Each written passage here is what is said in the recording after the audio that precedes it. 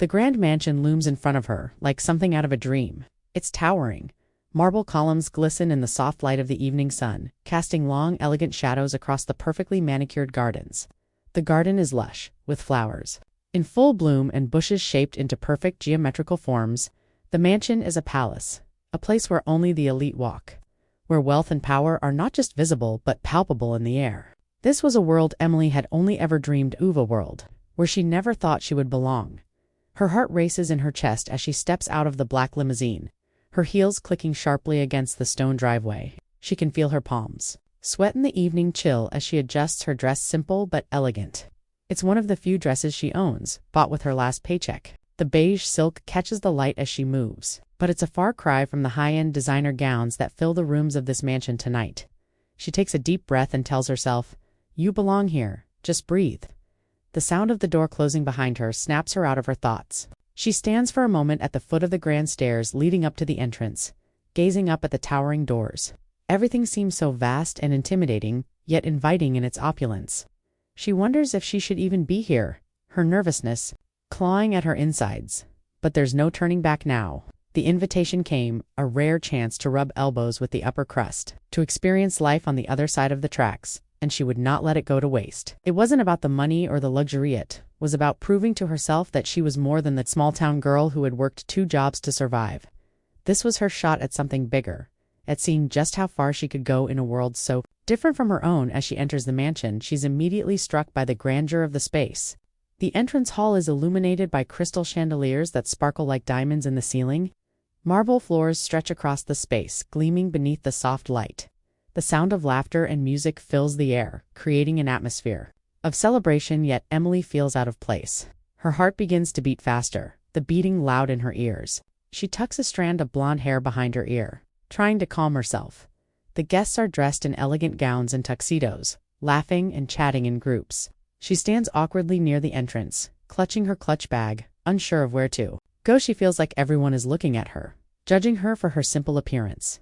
Her dress is lovely, but it's no comparison to the glittering gowns that surround her. As she scans the room, she catches a glimpse of him, Lucas Granger, the billionaire. He stands in the corner of the room, a glass of wine in hand, surveying the crowd with a look of calm detachment. His black tuxedo fits him perfectly, and his chiseled features are made even more striking by the harsh lighting that casts shadows across his face. There is an air of authority about him, yet something in his expression catches her attention. It's hard to pinpoint what it is, but it's not what she expected from a man of his status. There's something in his eyes, something deep and intense, that makes her feel like he's seeing more than just the surface. And then their eyes meet. The laughter echoes through the grand ballroom, but for Emily it's a hollow sound. The champagne glasses clink together and the music flows smoothly, but all of it feels like a distant hum in her ears. She tries to look confident, standing near the edge of the room, but her nerves betray her. She pulls at the sleeve of her dress and adjusts her hair once again, as if making sure every inch of her appearance is perfect. But it's never enough. A group of women, their laughter and chatter cutting through the air, pass by her. They stop momentarily, casting an unmistakable glance her way. Emily feels the eyes of the group on her, sharp and judgmental.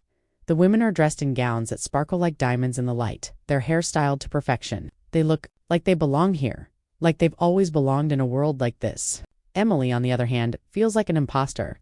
One of the women, a tall platinum blonde named Charlotte, turns to her with a smirk.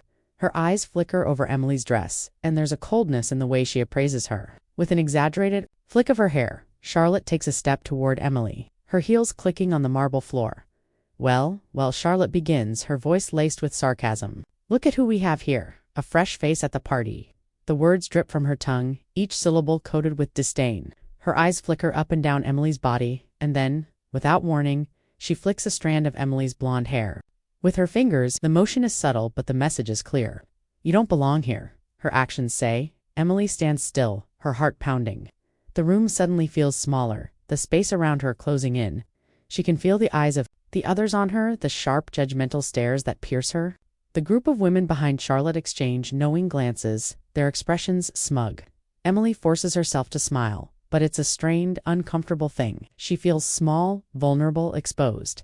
The laughter of the women seems to linger in the air long after they've walked away. Emily watches them with a sinking heart, their words echoing in her mind. Fresh face at the party. You don't belong here. And then, from across the room, she feels it. The gaze. It's Lucas. He's watching her. But, unlike the others, there's no judgment in his eyes only. An unreadable intensity. His eyes linger on her for a moment longer than they should. And for a split second, Emily wonders if he's seeing something different in her. Something the others aren't willing to see. But then the moment passes. And she's left standing there, surrounded by strangers, feeling more alone than she's ever felt in her life. The laughter, the whispers, the judging eyes, they're all a blur around her. Asterisk. The night stretches on, the soft music blending into a distant, almost dreamlike sound. Emily's nerves, still raw from the uncomfortable encounter with Charlotte and the others, seem to grow heavier with each passing second. The mansion, which moments ago felt like a place of possibility and grandeur, now feels suffocating. She watches the guests swirl across the dance floor, confident, elegant, and free. She feels like an outsider, not just in this room, but in a world she can barely comprehend. She finds herself retreating to the edges of the ballroom, her hands trembling slightly as she brushes her hair behind her ears. The walls, adorned with paintings and tapestries that scream wealth, seem to close in around her. She presses her back against the cold marble, trying to shrink into the shadows. She's never been good at fitting in with people who have everything. As she gazes out at the night sky through the open windows, she watches the moonlight dance across the sprawling gardens. The soft breeze ruffles her hair, bringing with it the faint scent of flowers. The air feels different here. It smells like money, luxury, and lives lived on the other side of the tracks where she could never belong. Just as she begins to question why she came, she feels a presence beside her. Lucas Granger. She hasn't noticed him approach yet. There he stands, tall and imposing. His dark eyes lock with hers, and there's no judgment in them, no mocking, only something unreadable. His gaze is intense, as if he's seen through the polished exterior of this world and into the heart of it all. "Why are you standing here all alone?" His voice is calm, and despite the vastness of the room, it cuts through the noise like a thread of reassurance. Emily opens her mouth to respond, but words escape her. She's not sure what to say, not sure what she should feel. The others have made her feel small, insignificant. Yet, here he is, this powerful, enigmatic billionaire who seems to see her, not as an outsider, but as someone worthy of attention. She doesn't answer immediately, but instead watches him, studying the way his presence fills the space around them. It's as if the world's wealth and grandeur have little effect on him. He doesn't need to prove anything, he simply exists. It's a strange comfort to Emily, and she can't quite explain why. Without another word, he extends his hand toward her. It's an invitation, but not just to dance. It's an invitation to something more, something that promises to strip away the pretenses of this high society, even if just for a moment. Her heart skips a beat. She takes his hand, not fully understanding why, but knowing this gesture is something she can't refuse. His hand is firm, yet reassuring as he gently guides her into the middle of the floor. The music slows, soft and tender. A stark contrast to the chaos of the earlier evening. As they begin to move together, Emily feels a strange sense of calm wash over her. The other dancers are a blur, their movements graceful and elegant. But here, with Lucas, she is the center of the universe. His hand rests on her waist and hers on his shoulder, both moving in sync as if they've known each other for years. For a moment, she forgets the judgment, the whispers, the looks. All that exists is the space between them, the rhythm of their bodies as they sway. She feels the connection, a pull so magnetic it's as if they were always meant to dance like this together, in this fleeting moment, and then, as if time itself slows down, Lucas leans in closer, his breath brushing against her ear. "You belong here?" he whispers, the words soft but firm. Emily's heart flutters in her chest. It's the first time someone has ever spoken to her like this, like she matters, like she's not just some girl from the other side of town. The words wash over her, filling the emptiness inside her with warmth. She doesn't know if it's the music, the atmosphere, or the man in front of her, but for the first time that night, she feels like she's exactly where she's supposed to be. But as quickly as the moment of peace settles in, it is shattered. The music fades to a background hum, and the buzz of conversation rises once more. A voice cuts through the era. Sharp, condescending laugh. Charlotte. Emily feels her stomach churn as the woman approaches, her heels clicking with deliberate force. Her smirk is as cold as her tone. "Is this really who you're spending your time with?" Charlotte scoffs, her eyes flickering from Lucas to Emily, who suddenly feels very small again. Charlotte's gaze is dripping with superiority, her perfectly styled hair shining under the chandelier lights. Lucas doesn't flinch, but his body tenses ever so slightly. It's almost imperceptible, but Emily catches it. Charlotte's smile widens as she steps closer to Lucas, her fingers brushing his arm possessively. "You're wasting your time with her," Charlotte says, her voice filled with a venomous sweetness. Emily feels the sting of the words, but more than that, she feels the weight of everyone's eyes turning toward them. The entire room is watching. A deep sense of humiliation rises in Emily's chest. The laughter of the women who had mocked her earlier seems to echo in her ears, but Lucas doesn't back down. There is no uncertainty in his voice when he speaks. His tone is cool, almost amused. "This dance," he says, turning back to Emily, "belongs to her." His words are firm, cutting through the tension like a blade.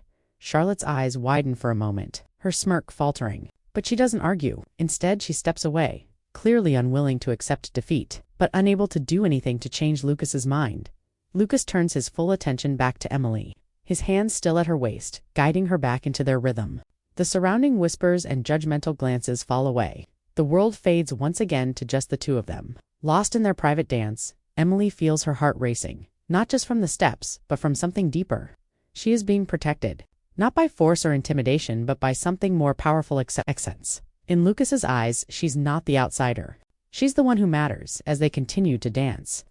Emily allows herself to believe for the first time that she belongs here, not because of the opulence around her, but because Lucas sees her. Not for her dress, her background, or the judgments others cast, but simply for who she is. And that makes all the difference. As the night winds down, Emily steps outside with Lucas. The cool evening air hits her face, and she takes a deep breath, the smell of fresh flowers and rain lingering in the atmosphere.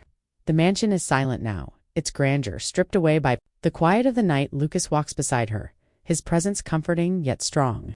He doesn't speak at first, but his silence is not awkward. It's as though he's giving her space to process everything that has happened.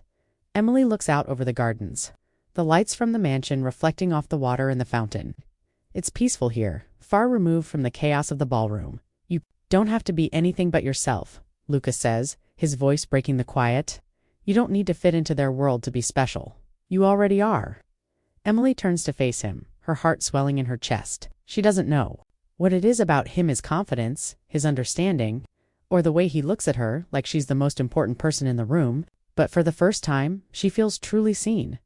"I didn't know if I belonged here," she admits, her voice barely above a whisper, "but with you, I feel like I do."